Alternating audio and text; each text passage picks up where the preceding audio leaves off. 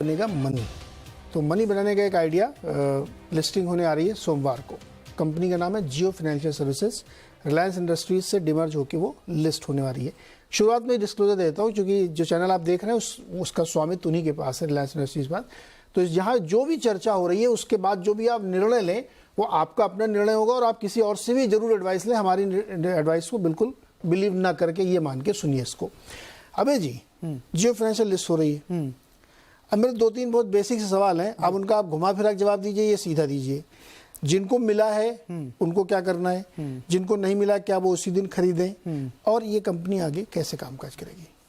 ये पर्सनली नीरज जी मैं बहुत एक्साइटेड हूँ इस लिस्टिंग से, और वो इसलिए क्योंकि as a capital market investor हम हमेशा ढूंढते हैं अपॉर्चुनिटीज़ बड़ी जहाँ पे पैसा डिप्लॉय करा जा सके इन्वेस्टर्स का लॉन्ग टर्म के लिए। तो ऐसी जब अपॉर्चुनिटीज़ आती हैं कि जहाँ पे एक कंपनी इतने बड़े ग्रुप की जो नॉट ओनली इंडिया लेवल का पर ग्लोबल प्लेयर है, साइज जिसको फोकस है पूरा साइज में, आप रिटेल में देखा, टेलीकॉम में देखा, ऑयल में भी है, तो वो अगर फाइनेंशियल सर्विसेज में आ रहे हैं तो एक बड़ी अपॉर्चुनिटीज़ है लॉन्ग टर्म इन्वेस्टर के लिए। वो उस बात को कोई डिनाई नहीं कर सकता मेरे हिसाब से कि एक एक्साइटिंग अपॉर्चुनिटी है, क्योंकि इंडिया में जो फाइनेंशियल सर्विसेज है, कंज्यूमर फाइनेंशियल सर्विसेज, उसकी बहुत ज़्यादा नीड है। अगर हमको इकोनॉमी यहाँ से डबल करनी है, ट्रिपल करनी है, तो उसके लिए फाइनेंशियल सर्विसेज इंडस्ट्री को यहाँ से उसके भी डबल ग्रो करना पड़ेगा। तो आपको बड़े प्लेयर चाहिए जिनकी खुद की बैलेंस शीट स्ट्रेंथ है, टेक पे फोकस है, स्केल है। तो इस हिसाब से एंट्री जियो फाइनेंशियल सर्विसेज की बहुत पॉजिटिव है ओवरऑल। तो एज एन इन्वेस्टर मैं कहूँगा कि अभी मुझे मालूम नहीं है कि किस प्राइस पे लिस्टिंग होगी, क्या डिस्कवरी होगी, but definitely at a certain valuation may be, अगर हम देखें स्टार्टिंग का बिजनेस है पर स्केल है, करीब 1.5 time book value, I think is a fair price अगर उसके आसपास होती है और लॉन्ग टर्म होल्ड है। मुझे नहीं लगता कि अगर किसी इन्वेस्टर्स के पास स्टॉक है तो उनको और अगर उनका लॉन्ग टर्म पर्सपेक्टिव है इन्वेस्ट करने के लिए तो डेफिनेटली पोर्टफोलियो में रखें। आपको स्टॉक मिला है, लिटरली फ्री में मिला है। उन लोगों को जो पहले से लेके बैठे रिलायंस पर, जिन्होंने आर्बिट्राज कर लिया था, उनके लिए कॉस्ट है। पर जो भी है, मुझे लगता है कि ये लॉन्ग टर्म में एक अच्छी अपॉर्चुनिटी है to be part of a sizeable company जो हर एक वर्टिकल में प्ले कर रही है। लेंडिंग का उनका बिजनेस उन्होंने अनाउंस कर दिया, क्रेडिट कार्ड, म्यूचुअल फंड के लिए टाई अप कर दिया है, इंश्योरेंस में देख रहे हैं। तो अक्रॉस द वर्टिकल जो है कंज्यूमर फाइनेंस जिसको हम कहते हैं, तो एक बजाज फाइनेंस अभी बड़ा प्लेयर है, एचडीबी है, उसकी तरह मार्केट को और भी बड़े प्लेयर्स चाहिए। तो ये बहुत वेलकम एंट्री है मैं कहूँगा, both from an economy perspective and also from a capital market investor perspective कि मेरे पास एक अपॉर्चुनिटी है कि मैं इतनी बड़ी कंपनी को अपने पोर्टफोलियो में ऐड कर सकूं। ओके अभिषेक जी, जिनको मिला है उनको क्या करना है, जिनको नहीं मिला है उनको क्या करना है?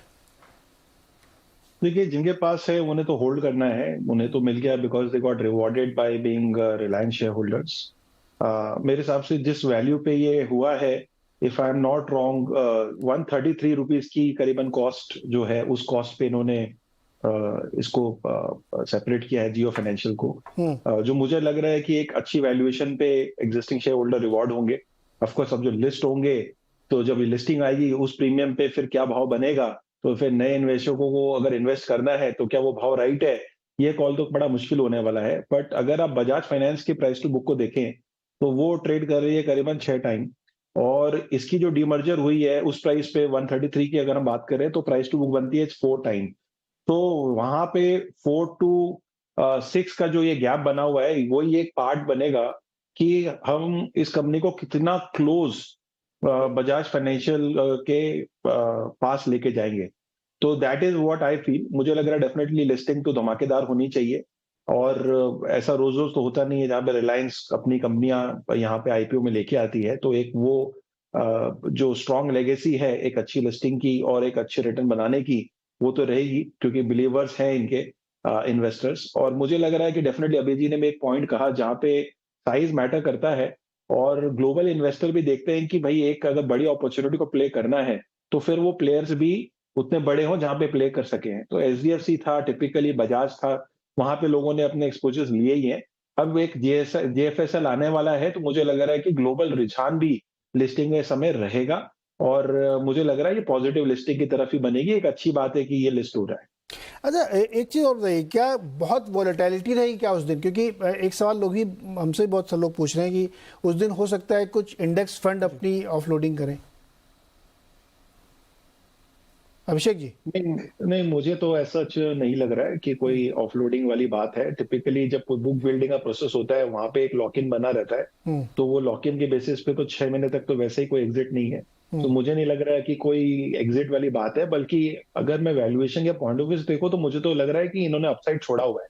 तो उस अपसाइड के पॉइंट ऑफ व्यू से कोई वॉलेटिलिटी किस तरफ से हम देख रहे हैं मुझे पता नहीं, बट नीचे और ऊपर दोनों होंगे ऐसा तो मुझे नहीं लग रहा है। और कोई बड़ी सेलिंग तो मुझे नहीं लग रही है, क्योंकि अभी ग्लोबल रुझान भी बाई साइड बना हुआ है, और इंडिया में वैसे भी एफआईएस के पैसे आ रहे हैं। अभी हम कंटिन्यूसली देख रहे हैं अदानी के साथ भी क्या हो रहा है, continuously there is everyday news in terms of वहां पे बाइंग चल रही है। तो बड़े ग्रुप के बड़े शेयर्स में अभी रुझान बना हुआ है, क्योंकि they are able to play the India story much better than other, let's say combine 100 companies and then you are one big company like. And Jio again technology level पे भी बहुत एडवांस रहा हुआ है, तो जिस तरह से एक न्यू एज कंपनी होनी चाहिए फाइनेंशियल इकोसिस्टम में टू केटर द यूथ, उसमें भी जियो जो है वो थोड़ा सा आगे है। तो उस तरह के फैक्टर को देखते हुए तो मुझे लग रहा है कि it is comparatively a safer bet. And again it is a very big listing also, it is not a small company by any means and sizes. तो वो एक बड़ी कंपनी है, तो मुझे लग रहा है कि एक बाइंग रुझान ही बनेगा। लिस्टिंग कहाँ होगी ये बोलना तो बड़ा मुश्किल है, बट मैं पॉजिटिव उस लिस्टिंग को लेकर। ओके, पंकज जी आपका क्या व्यू है जियो फाइनेंशियल्स को लेकर के? खरीदेंगे आप क्या मंडे को? नीरज जी, आप एक सवाल पूछ रहे हैं कि जिनको मिल गया, मैं सीधा सवाल पूछता हूं, मिल गया वो क्या करे, जिनको नहीं मिला। हाँ, नहीं, बिल्कुल सीधा जवाब दे रहा हूं मैं भी सर, कि जिनको मिल गया वो क्या करे, जिनको नहीं मिला वो क्या करे। आई थिंक जवाब इसका बड़ा सिंपल है। जिनको मिल गया, and I think most of the people like me, they are committed to Reliance Industries. बहुत सीरियस वेल्थ क्रिएशन की है रिलायंस इंडस्ट्रीज ने पिछले 30-40 साल में, and I think they have no reason to worry. तो दैट इज वन थिंग।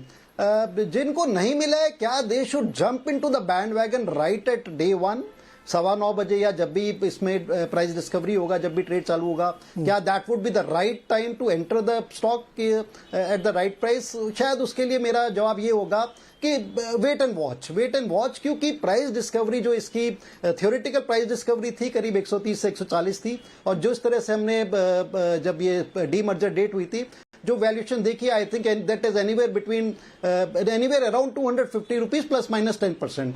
और जब प्राइस डिस्कवरी हुई थी, आई थिंक मार्केट में optimism level, I think momentum ज्यादा स्ट्रांग था बजाय जो कि आजकल है मार्केट में। So definitely I think NBFC space, financial space बहुत बड़ी स्पेस है। रिलायंस का बहुत बड़ा नाम है, they have the best of technology, best of man power, best of people, and I think everybody would latch on to this stock on a longer term basis. So on a medium to longer term platform, absolutely nothing two thoughts about it, कि कहीं ना कहीं stocks में हमारे को बने रहना चाहिए। जिनके पास है, जिन्हें नहीं मिला, उन्हें भी कहीं ना कहीं लेना चाहिए। राइट एट डे 1 लेना चाहिए, वो मेरे को लगता है कि शायद आई थिंक थोड़ा सा देख के लेना चाहिए कि कुछ, क्योंकि जरूरी, I think I have been reading articles कि कुछ एक पैसिव फंड्स जो कि रिलायंस में एंटर किए थे बिफोर डीमर्जर, बिकॉज ऑफ कि थर्सडे को ये जो फाइनेंशियल सर्विसेज वाला है कुछ एक फंड से बाहर हो जाएगा, we could see some kind of selling, technical selling जिसे हम बोलते हैं इन रिलायंस जियो। और मेरे को लगता है कि मोमेंटम इनिशियली बहुत ज्यादा हो सकता है, and we must not forget, I think एक जो चीज मार्केट इसको बजाज फाइनेंस से कंपेयर करने की कोशिश कर रही है, I think it's too early. Bajaj finance is a proven bet, तो वो इस टाइम एक बहुत बड़ा भागता हुआ घोड़ा है, जो कि अपने जितने भी उसके पैरामीटर्स है, they been doing exceedingly well. And Reliance ये एक नया जन्म है, and I think they have to prove their cause in times to come, which eventually definitely they will prove. So Bajaj Finance और रिलायंस जियो की वैल्यूएशन अभी कोई कंपैरिजन नहीं हो सकता, उसका डिफरेंशियल अभी कुछ समय तक डेफिनेटली बना रहेगा। So all in all I think थोड़ा सा वेट करिए, अगर जिसको नया एंटर करना है, medium to longer term view लेना है। अगर जिसको इमीडिएट गेन्स करने हैं, I think initial part of the listing could be the best time to book some initial gains, and on a medium to longer term basis I think the company can only do well, and it will do well with the kind of credentials it has.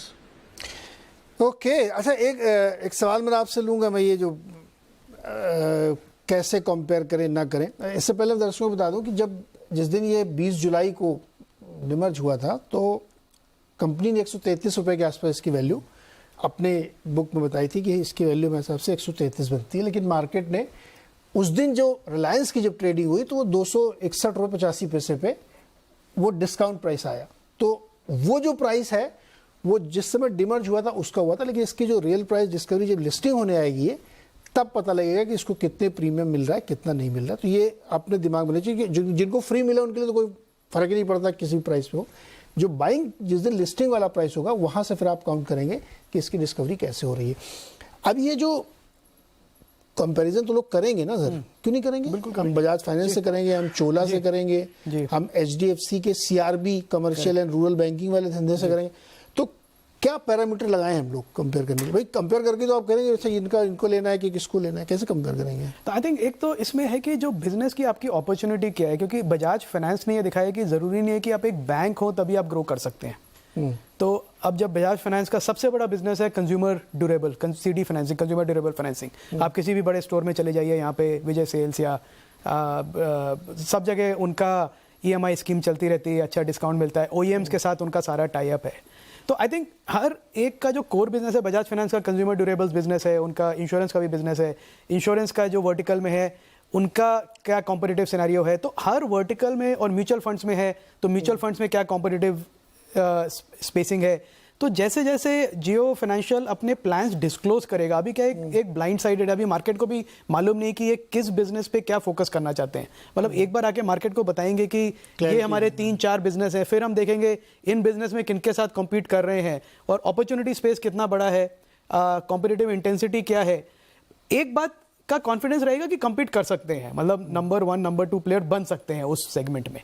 तो I think तब information एक मिलेगी investors को एक inform decision लेने के लिए। अभी भी मुझे लगता है जो मंडे और जब तक ये पहली लिस्टिंग है, पहली प्राइस डिस्कवरी है, वो ज्यादा डिमांड सप्लाई जो है इमीडिएट उस पे, हाँ वो एक एडजस्टमेंट है डिमांड जो 2-3 दिन के बाद।